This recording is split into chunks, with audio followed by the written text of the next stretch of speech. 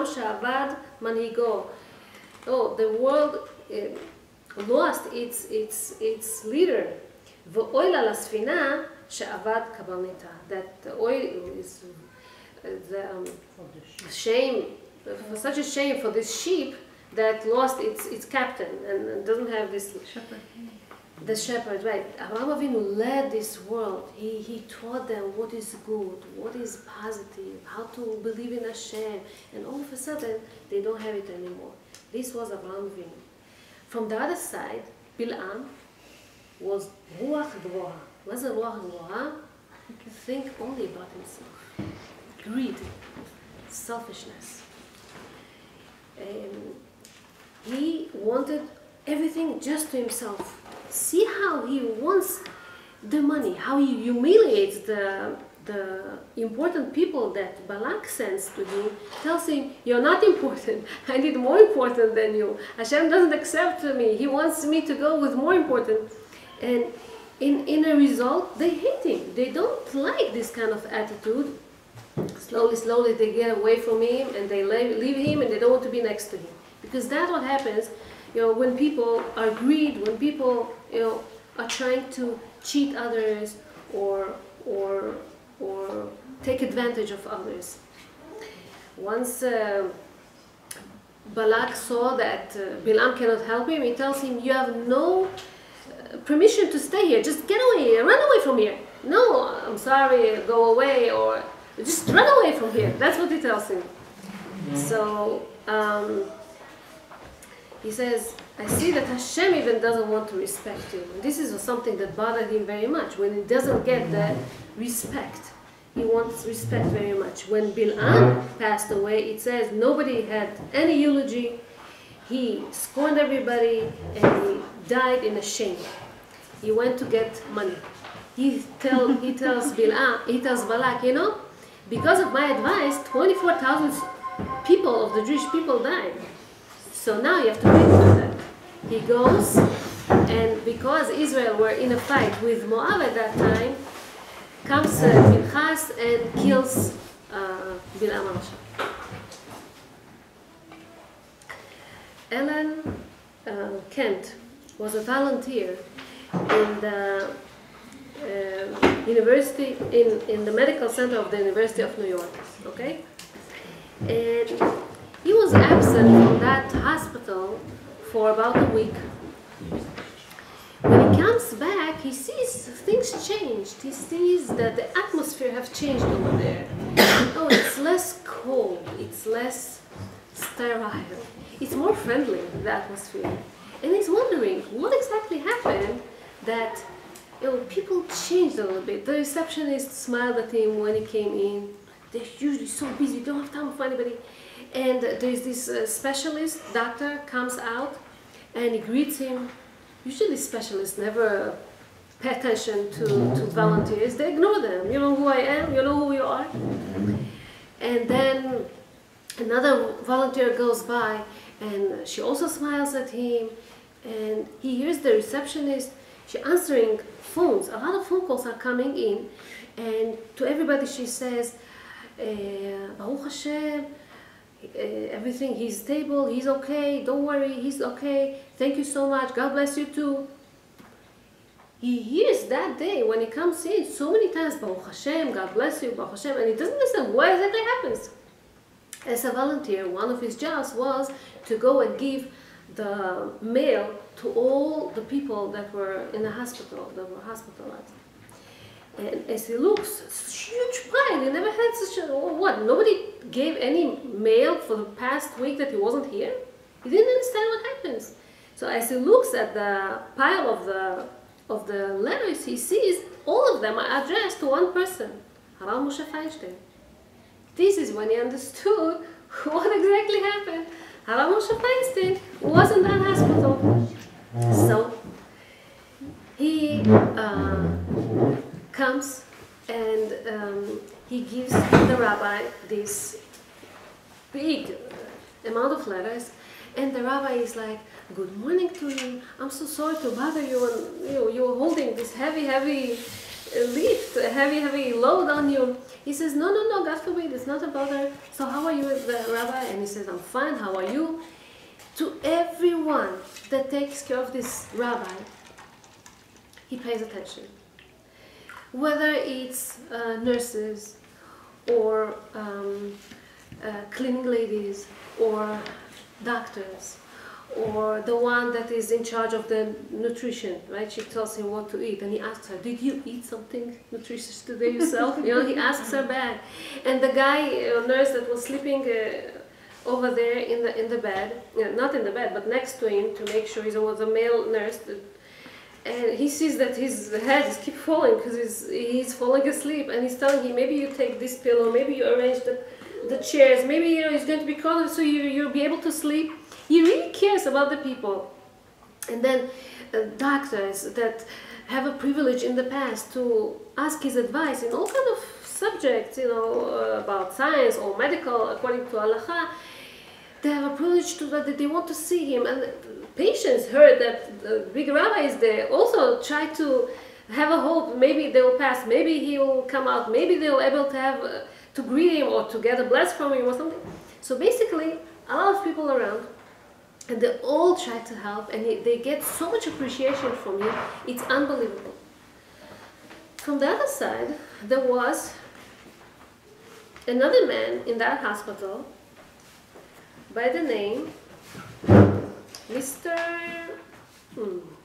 Hurst. Mr. Hurst was he was a millionaire, he was a very, very rich guy.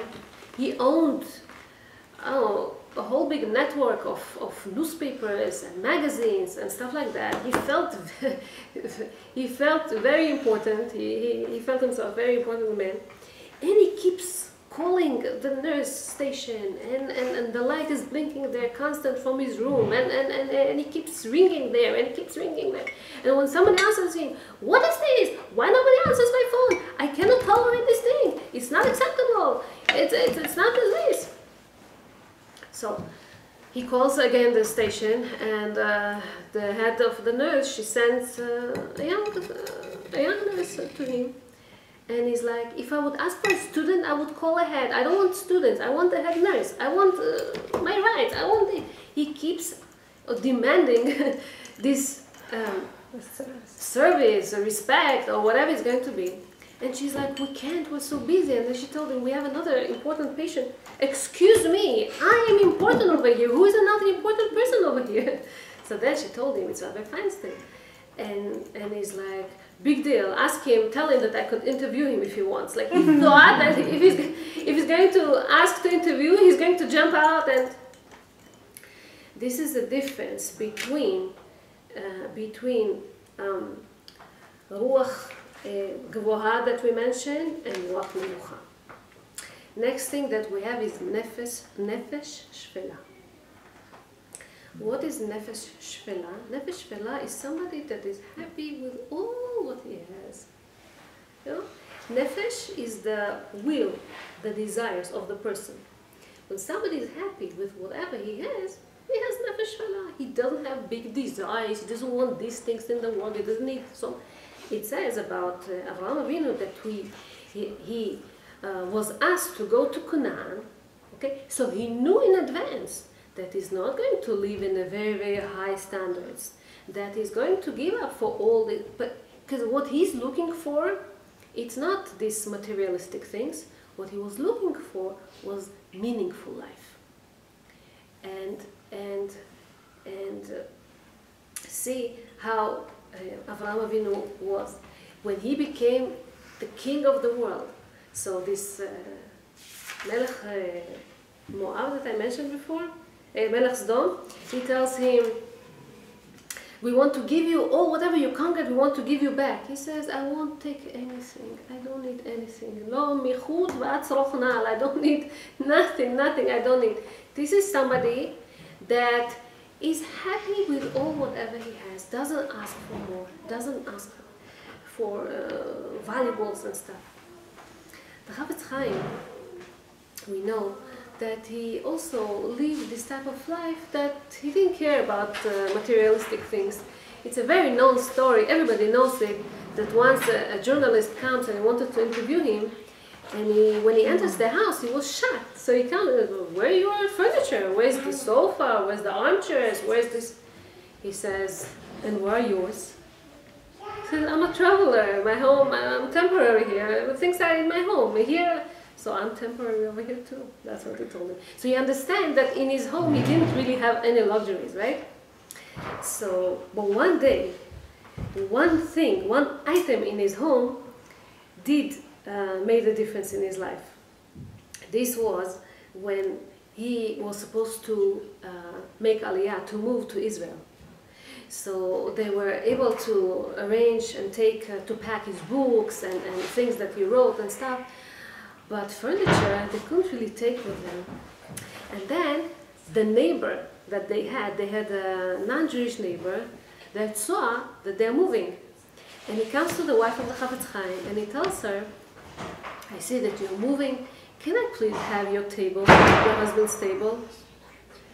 Now don't get wrong, he didn't really want to use this table. This table didn't look like suitable for anybody. It was a very old table and probably didn't suit for anything.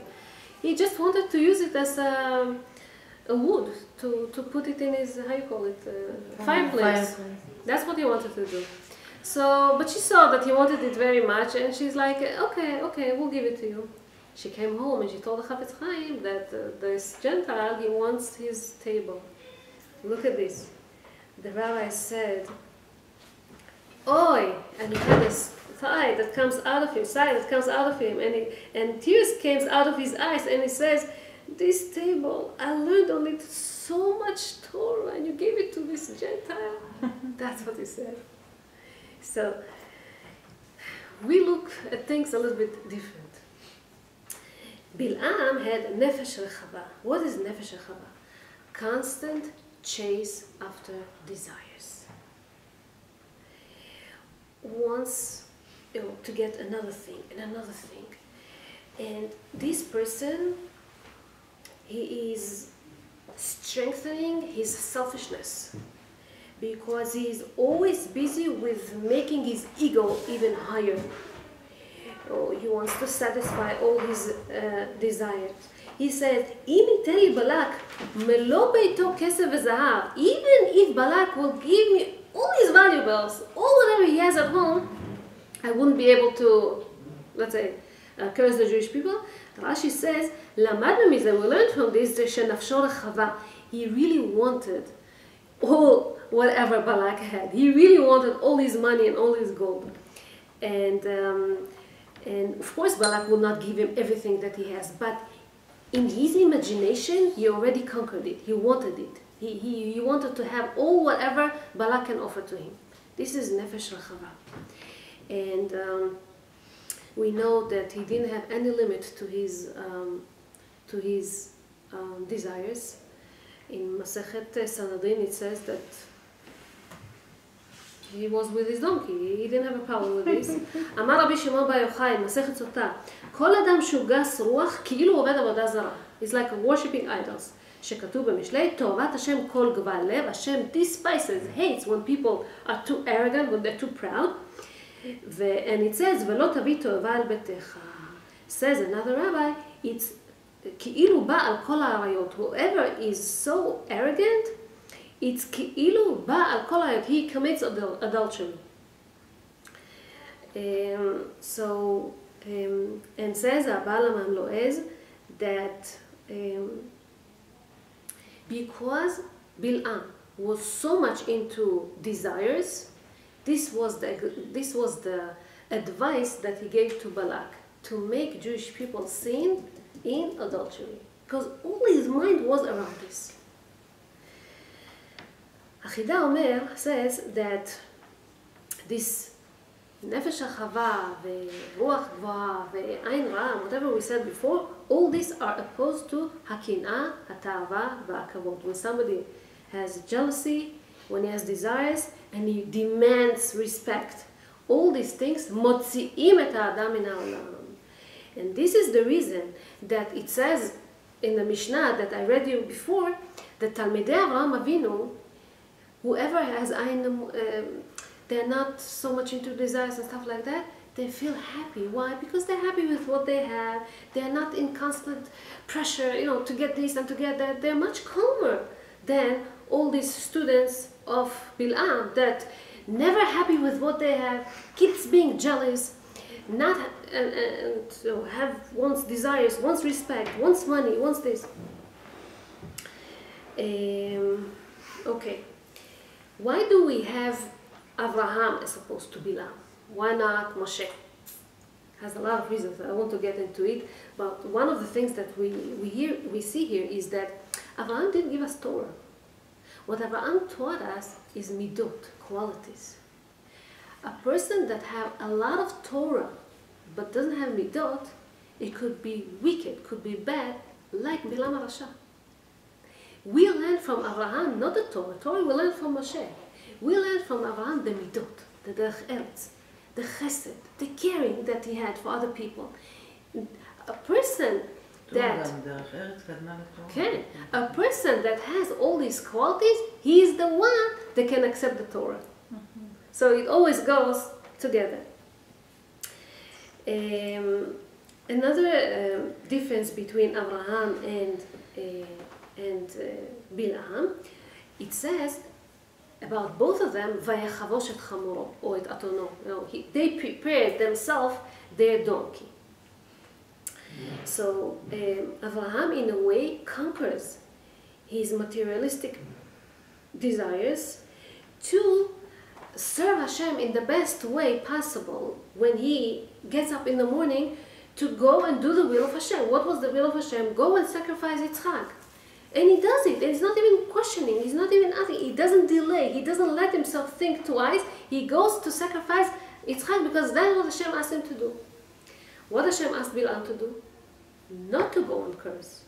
And Bil'am gets up early in the morning, same as Abraham, and he wants to show that he's like Abraham, but he wants to do opposite of what Hashem tells him to do. And here we see that another difference. If we speak about Chamor, just wanted to finish with this thing about this topic, it says about the Mashiach that he's going to ride on a chamor when he comes. Ani ve'ochev al chamor. He's going to be poor and riding on a donkey. What exactly chamor represents? Chamor represents materialistic world. Chomer. To ride, to conquer the chomer, the materialistic things in this world. And so it says that Moshe Rabbeinu natal et ishto v'yeladim, he took his wife and his children, vayarkivem al hachamor. He put them on the donkey, so the donkey will, to ride on this donkey. And this is the same donkey, it says, that Avraham Avinu used when he went to sacrifice Yitzchak. And it said it's going to be the same donkey that a Mashiach is going to use, and the same donkey that was created in Sheshet Yemei Bereshit, Ben Hashmashot. What was created in the world, how could it be that this donkey 6,000 years was created before the... It doesn't make sense. So, but they mean that in Ben Hashmashot, before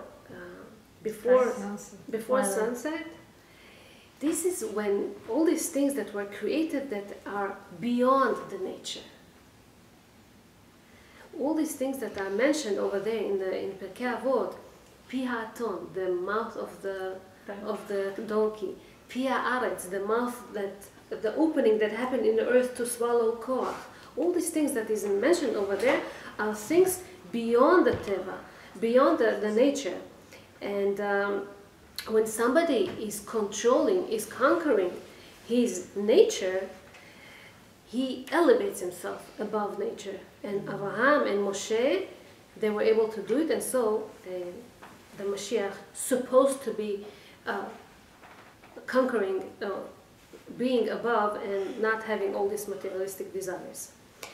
Okay, another thing that Bil'am didn't have was something that's called gratitude. Hami Dessler says that he says that gratitude is again giving and taking, giving and taking. The one that gives feel that he doesn't want to get free gifts. he doesn't want to get anybody from anybody, but if he gets already, he wants to thank the one that helped him, right? And but the one that likes to accept all the time to get, he doesn't care even how to get. Sometimes it could be through cheating, through stealing, through, I don't know. And he doesn't feel like he has to thank people for that because I have to get it. You know, it's my, מגיע לי, I'm supposed to get it. So, Rav Kron, I heard his column this week. He writes about incident that happened to Rav Neugeschel in Israel. He was once sitting next to his father-in-law the whole night in the hospital. And people suggested, maybe you go, maybe I'll come. And he says, no, I'm already here, I'll stay the whole night. So he stayed the whole night with him. And in the morning, some other member of the family came to exchange with him. And he took his car and went all the way to Yerushalayim. Because he didn't sleep the whole night. He didn't pay attention how he fell asleep during the driving. And then his car slipped from the road and turned over until it bumped into a tree. So to his own amazement, he came out from that, only some bruises, but nothing, nothing really happened to him. Didn't get any harm. And when people came to rescue him, they tell him, so what happened? He said, I think I fell asleep. And so they tell him, when the police are going to come, don't tell him that you fell asleep. If you're going to tell him that you fell asleep, they will give you a ticket, and they will take your license, and you'll have to pay, the insurance will never pay you for this accident. So a few minutes later comes the policeman. And he's like, so what happened? He tells him, I want to tell you something. I'm driving already for 20 years. And it never happened to me that I fall asleep during driving. I sat next to my father-in-law the whole night. He's in the hospital. And now I'm heading towards Yerushalayim and I fell asleep. I don't know what to tell you. So the policeman wasn't religious. He tells him, you know something? The fact that you sat next to your father-in-law the whole night, you made a mitzvah, it saved you. I won't give you a ticket, just go. So, Rav Kron says that he spoke with Rav Neugeschel, and Rav Neugeschel tells him, you know something? Why did I say the truth? He says, if somebody helps you out, you really feel grateful. You want to thank him. You want to give anything you can, back. And so he tells him, Hashem saved my life, gave me everything. I'm supposed to be so grateful. 2 minutes later, he tells me, you have to keep whatever it says in the Torah, don't lie. Should I lie now after Hashem saved my life? Should I go and lie now? I cannot lie. So I told him the truth.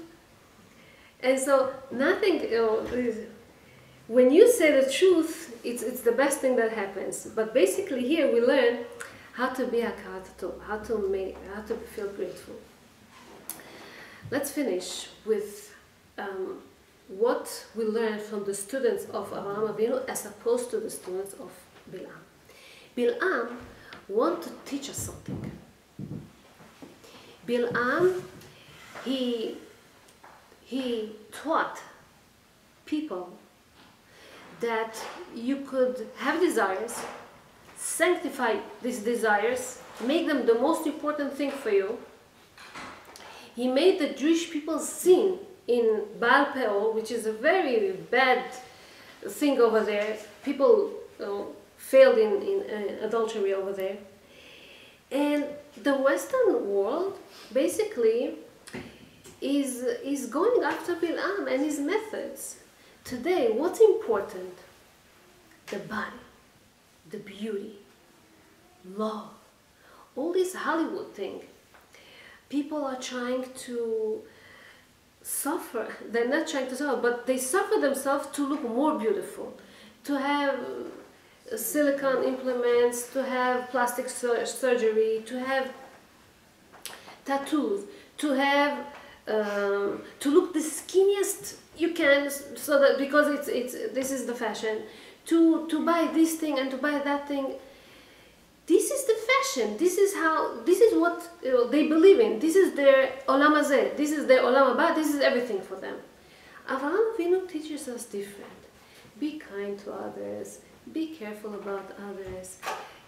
Smile. Don't have these desires. Have meaningful life. This is when you conquer olam hazeh. You're happy in this world and olam haba. Let us learn from the students of Avraham Avinu and inherit olam haba. Amen. Thank you. Thank you. Any question? No, I have a question after. Okay. Press the red one. This one. Oh, this one. Yes.